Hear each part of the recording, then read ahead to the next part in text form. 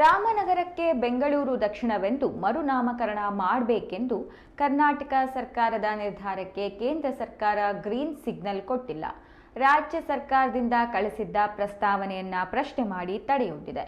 ಈ ಮೂಲಕ ರಾಮನಗರಕ್ಕೆ ಬೆಂಗಳೂರು ದಕ್ಷಿಣ ಎಂದು ನಾಮಕರಣ ಮಾಡಬೇಕೆಂಬ ಡಿಕೆ ಶಿವಕುಮಾರ್ ಅವರ ಕನಸಿಗೆ ಕುತ್ತು ಬಂದಿದೆ.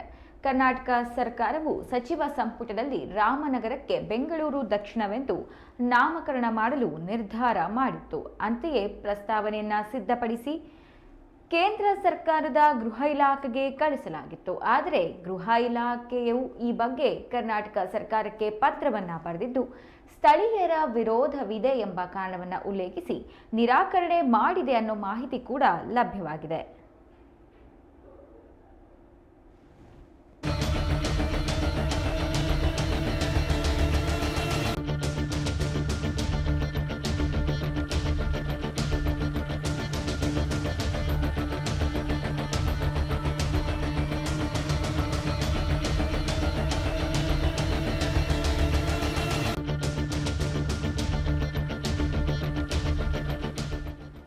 ರಾಮನಗರವನ್ನ ಬೆಂಗಳೂರು ದಕ್ಷಿಣ ಜಿಲ್ಲೆಗೆ ಸೇರಿಸಬೇಕೆಂಬುದು ಡಿಸಿಎಂ ಡಿಕೆಶಿ ಅವರ ಕನಸು. ಆದರೆ ಆ ಕನಸಿಗೆ ಕೇಂದ್ರದ ಗೃಹ ಇಲಾಖೆ ಕೊಳ್ಳಿಯನ್ನೇ ಇಟ್ಟಿದೆ. ಬೆಂಗಳೂರು ದಕ್ಷಿಣವಾಗುತ್ತೆ, ಬೃಹ ಕೈಗಾರಿಕೆಗಳು ಬರುತ್ತವೆ ಅಂತ ಡಿಕೆ ಶಿವಕುಮಾರ್ ಹೇಳ್ತಾ ಇದ್ರು. ಆದ್ರೀಗ ಕನಸು ನನಸಾಗುವ ಯಾವುದೇ ಲಕ್ಷಣಗಳಿಲ್ಲ.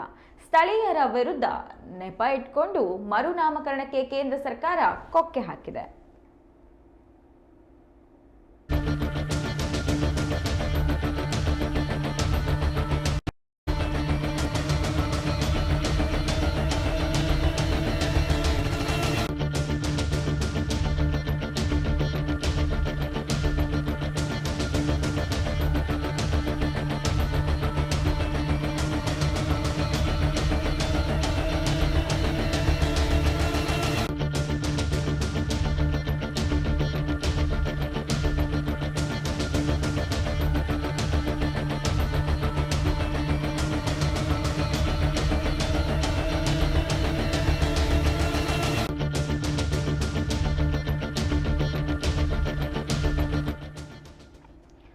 ಕರ್ನಾಟಕ ಸರ್ಕಾರವು ಸಚಿವ ಸಂಪುಟದಲ್ಲಿ ರಾಮನಗರಕ್ಕೆ ಬೆಂಗಳೂರು ದಕ್ಷಿಣವೆಂದು ನಾಮಕರಣ ಮಾಡಲು ನಿರ್ಧಾರ ಮಾಡಿತ್ತು.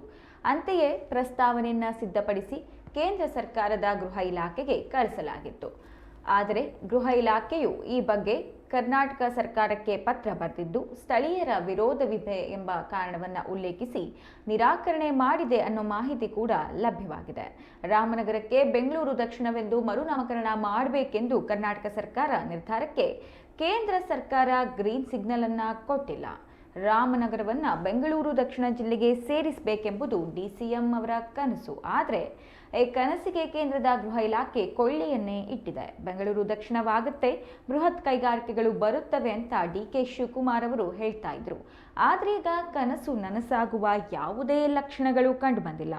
ಸ್ಥಳೀಯರ ವಿರೋಧ ನೆಪ ಇಟ್ಕೊಂಡು ಮರುನಾಮಕರಣಕ್ಕೆ ಕೇಂದ್ರ ಸರ್ಕಾರ ಕೊಕ್ಕೆ ಹಾಕಿದೆ.